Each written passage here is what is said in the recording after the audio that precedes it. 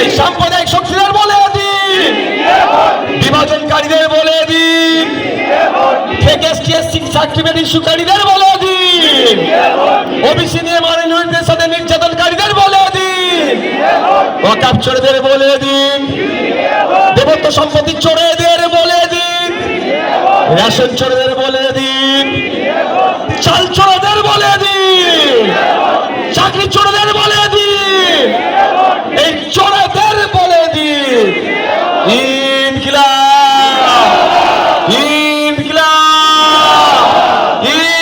ইনকিলাব। আর একটু হবে না